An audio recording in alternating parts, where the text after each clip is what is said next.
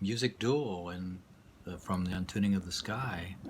The entire poem is now Western soul had spent the richest beams of noon's high glory when hard by the streams of Tiber on the scene of a green plate under protection of an oak there sat a sweet lute's master whose gentle airs he lost the day's heat in his own hot cares. Close in the covert of the leaves there stood a nightingale come from the neighboring wood. The sweet inhabitant of each glad tree there mused their siren, harmless siren she. There stood, she listened, and did entertain the music's soft report, and mold the same in her own murmurs that whatever mood his curious fingers lent. Her voice made good, the man perceived his rival, and her art disposed to give the light-footed lady sport, awakes his lute, and against the fight to come informs it in a sweet preludium.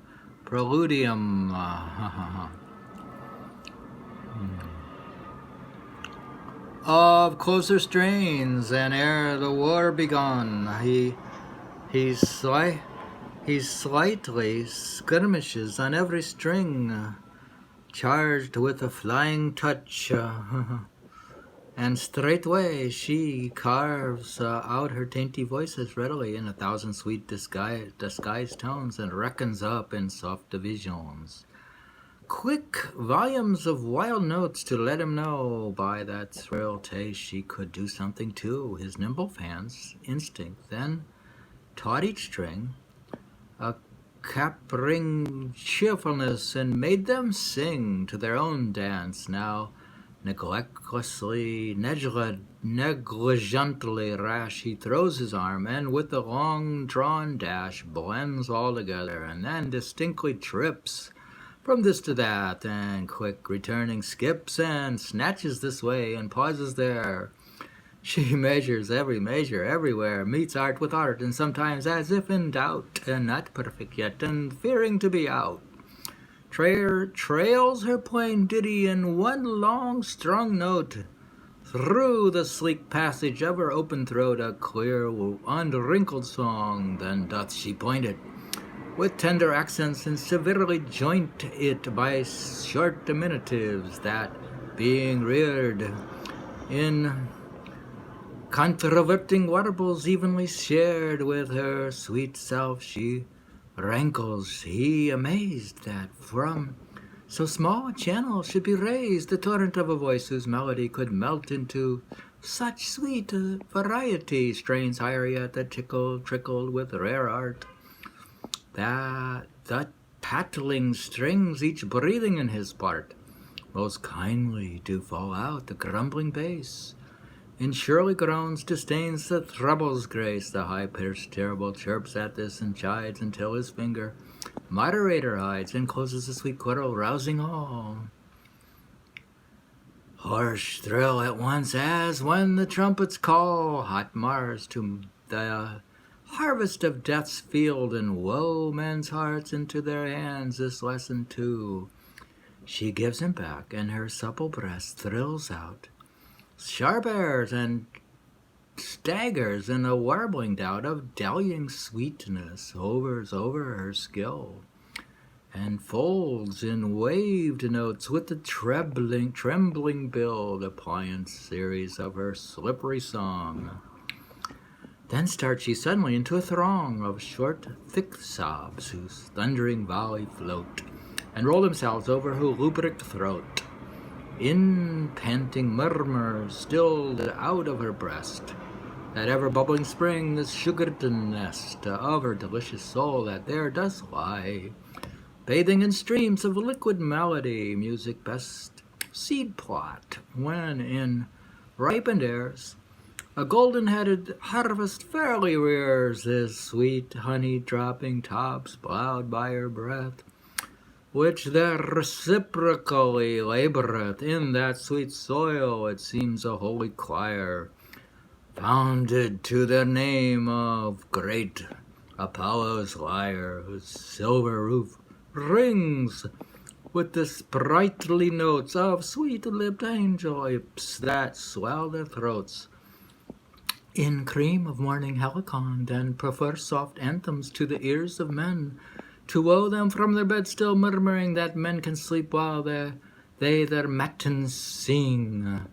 Most divine service, though whose so early lay prevents the eyelids of the blushing day.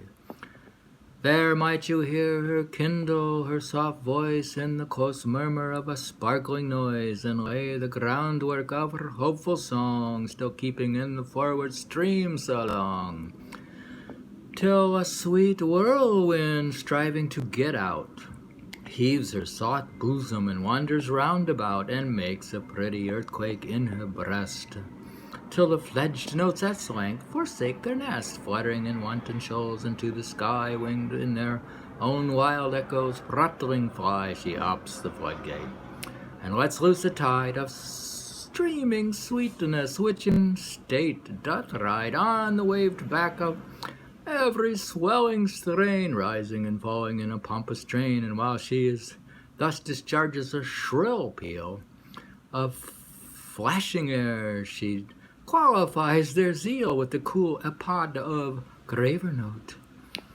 Thus high, thus low, as if her silver throat would reach the brazen voice of war's harsh bird, her little soul is ravished and so poured into loose ecstasies that she is placed above herself, music's enthusiast.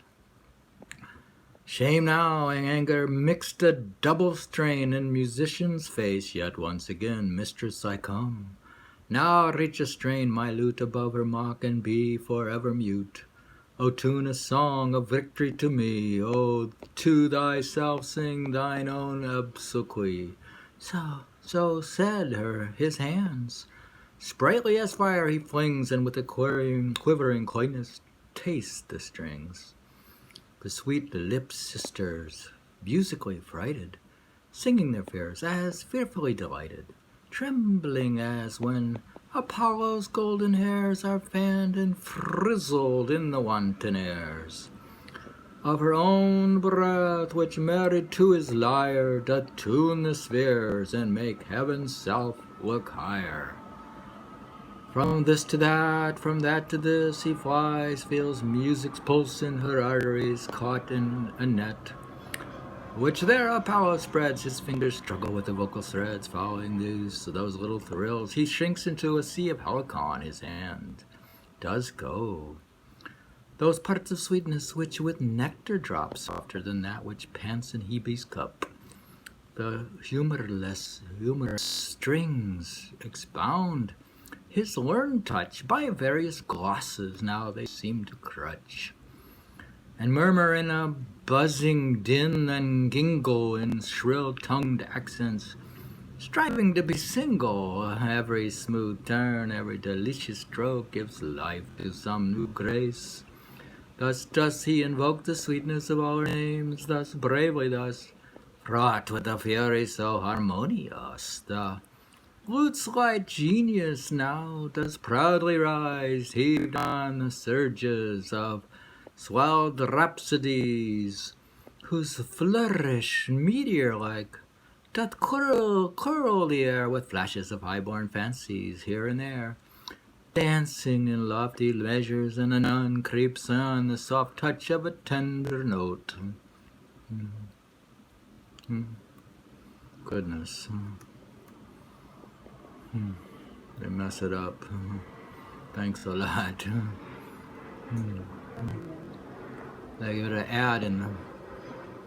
They're really so much for an ad in the poem.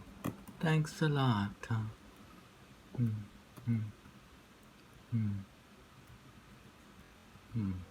Goodness. Thanks a lot. Goodness. We can't rely on this website. We got junk in the way. They put junk in the middle of the poem. It's horrible.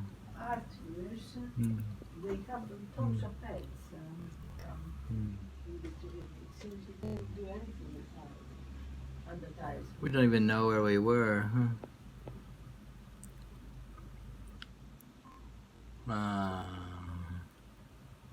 Ruby strokes and touches the various glasses. They now seem to crush the murmur in a duel, buzzing din and gingle.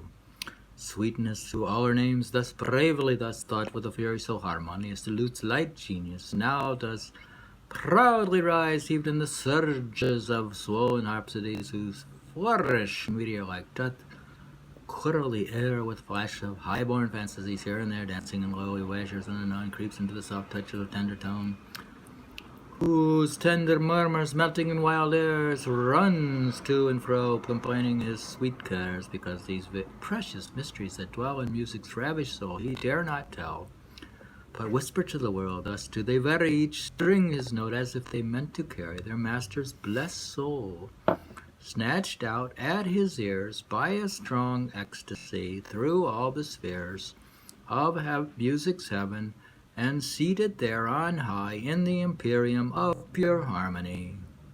At length, after so long, so loud a strife of all the strings, still breathing the best life of blessed variety, attending on his fingers' fairest revolution, in many a sweet rise, many as sweet of all, a full-mouthed diapason swallows all. This done, he list what she would say to this, and she, although her breath's light exercise had dwelt too roughly with his tender throat, yet summons all her sweet powers for a note.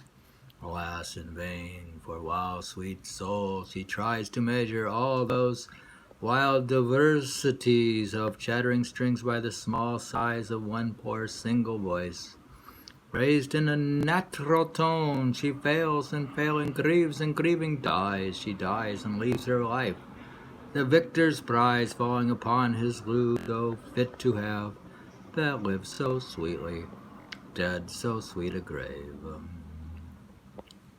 Richard Crashall poem, Musicks Duel.